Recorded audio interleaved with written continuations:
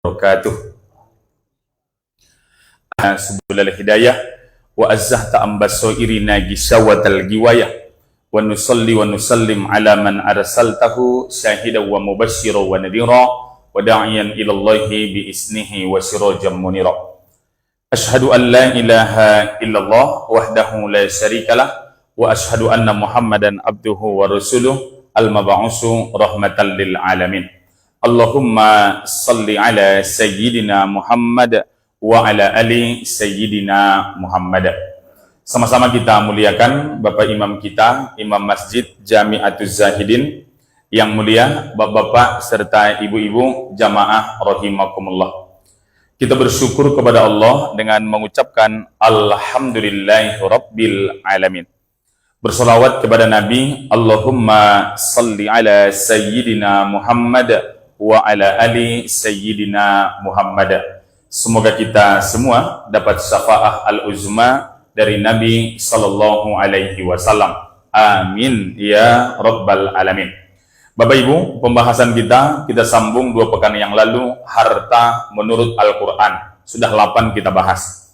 Nomor 1, Quran menyebutkan harta adalah perhiasan.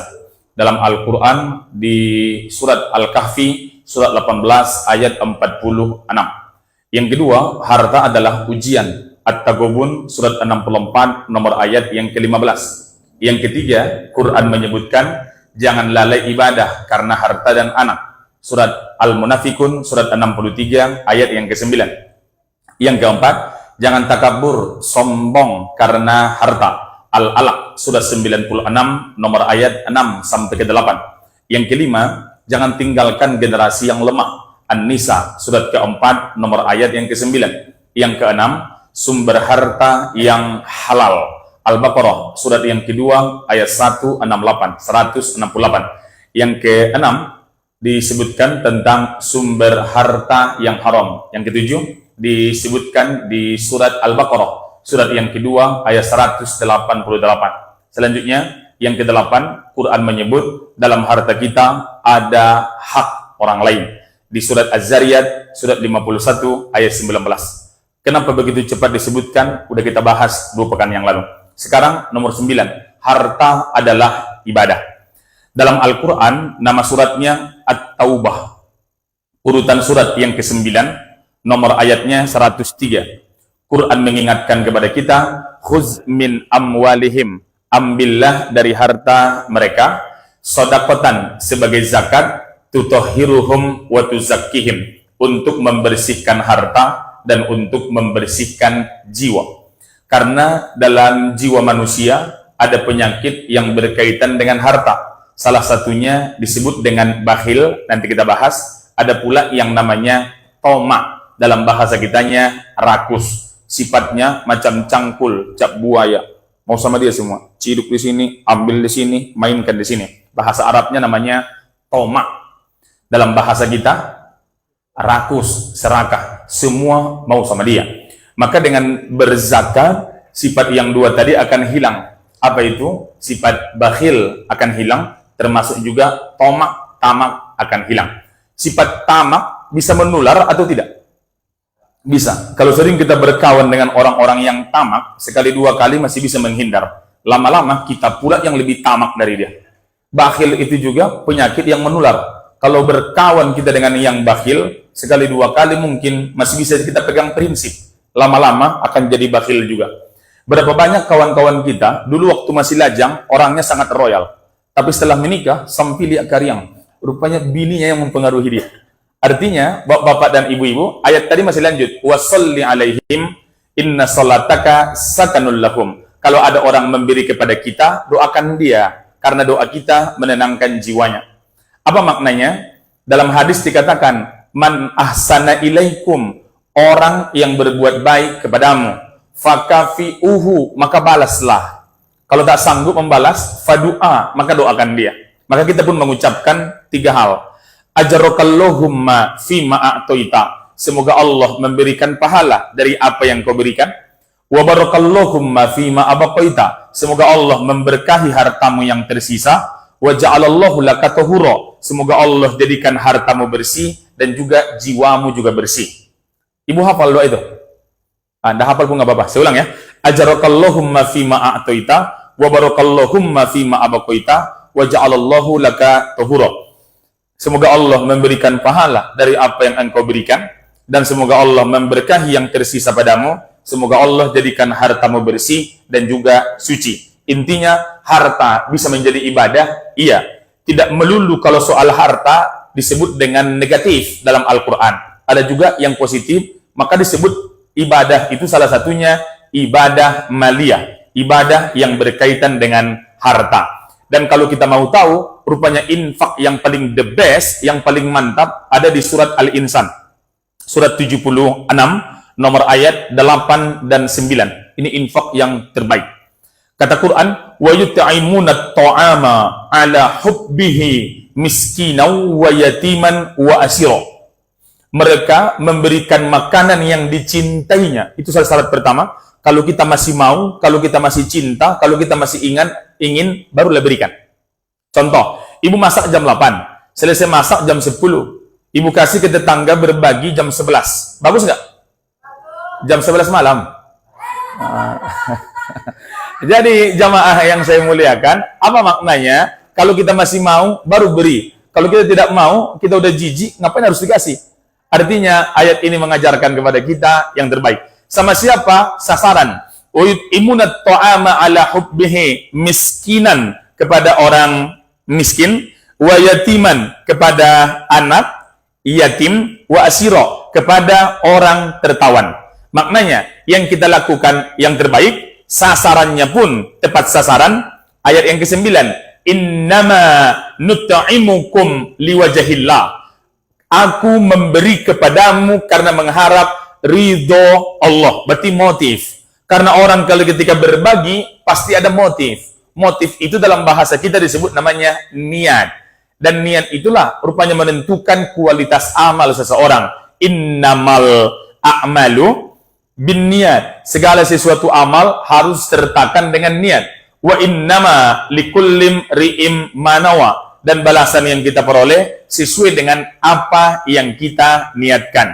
Di ujung ayat 9 Al-Insan surat 76, innama nut'imukum liwajahillah. Kami memberi kepadamu karena mengharap ridho Allah. Itu yang diinginkan. La nuridu minkum jaza'au wala syukura. Aku tak berharap balas, aku tak berharap terima kasih. Rupanya jangankan berharap balas, berharap terima kasih ke orang pun jangan.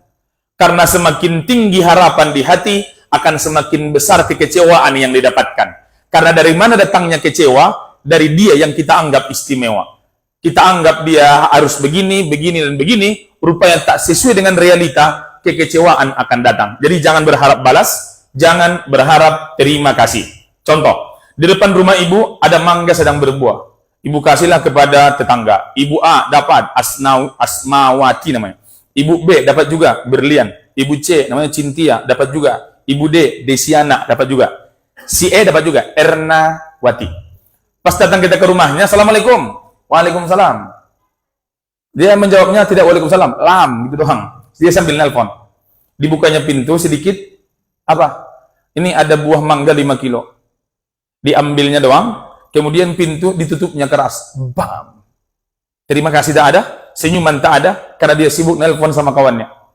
Si Ernawati tadi.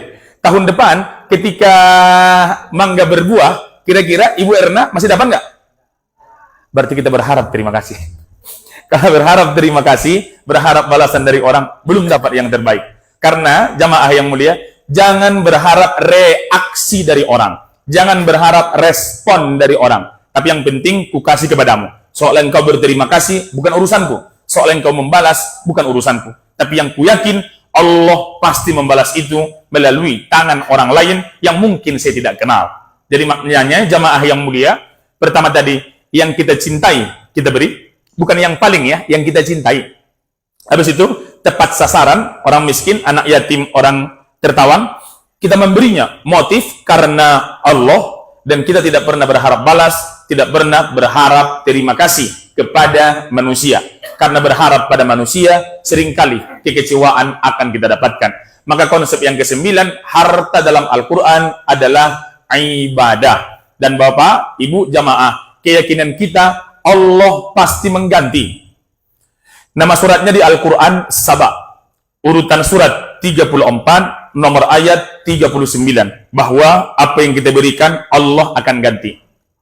Kalau ibu terlalu cepat ngomongnya, nanti ibu cek di rekamannya di ulangan. Surat Saba, surat 34, ayat 39. Kul, sampaikanlah, wahai Nabi Muhammad, inna rabbi, sesungguhnya Allah, sesungguhnya Tuhanku, ya basutur rizqa liman yasha'u min ibadihi wa yaqdirillah.